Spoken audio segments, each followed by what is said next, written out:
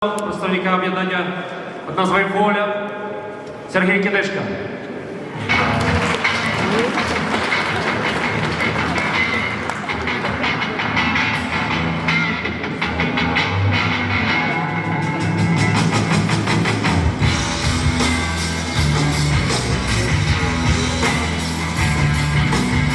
Пан Кідишка, у вас 5 хвилин. Будь ласка.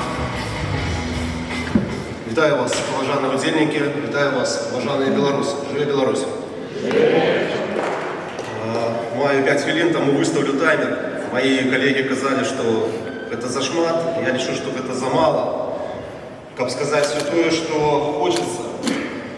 Я звичайний чоловік, який буде хвилюватися, можливо, буде дрожати у мене голос, але я решу, що це буде голос білоруського народу. Тому що я удзельник демократичного руху з 2001 року бачу весь час бесконце дежавю. Я бачу весь час бесконце проведення конференцій. Ті самі мети, які оголошуються, які не реалізуються, і народ білоруський губляє оголі розуміння того, що відбувається. Ми знаємо, що в наших реаліях білоруських, ще Білорусі до 2020 року, народ в оголі не розумів, що таке вибори парламентські, місцеві, тільки криху розуміли, що таке президентські вибори, активувалися на той час. Были протесты гублялись, люди губляли надію, розчаровувалися, сиходили. І так відбувалося від компанії до компанії. Прояви ті, коли, наприклад, ми виходили на площу, бачили лідерів, які були заарештовані, репресовані, але ж ми так само розуміли, що ці лідери не бачать розуміння того, що робити далі. І коли спиняли їх рух гвалтовними посадками, ще чимось, ми розуміли, що коли б цього не було, коли б їх не арештували, вони б не ведали, що робити далі. Не ведали, куди закликати. Ці брати адміністраційні будинки, ці не брати. Ось, я нагадаю, що вас хто не пам'ятає, була така акція, був такий Андрій Клімов, депутат Верховного Совету 12-го скликання. Ось, вельми споречна фігура, але ж, подається в 2009 році, і він сказав, що я обіцяю революцію. І всі політики вокруг казали, всі партії, да він вар'ян, да він з'їхав з глузду в цій тюрмі, да яка революція. І в той день, коли была эта революция обещана, в город вышли тысячи людей попросту, потому что один человек обещал революцию. Ось. І ми так само бачили акції, які робили політичні наші партії, які приходили і відбувалися потім там самому сценарію. Затримання, відсікання людей, арешти.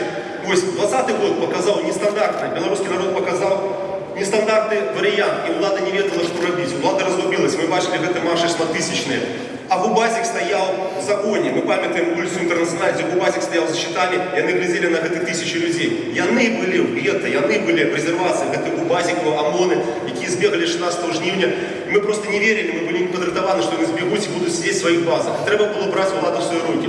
На жаль, люди, які на той момент були Координаційна рада першого скликання, вони не здолели зреалізувати можливості, не здолели керувати народом.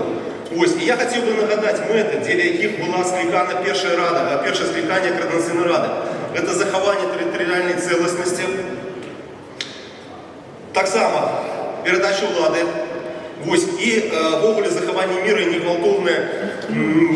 негвалтовний якби протест. Були в Координаційній раді люди, які закликали і казали, що Лукашенку треба дотиснути. Але ж голос цих людей подавав тим, що ми будемо робити не гвалтовну супротив, ми будемо розмовляти з ким розмовляти.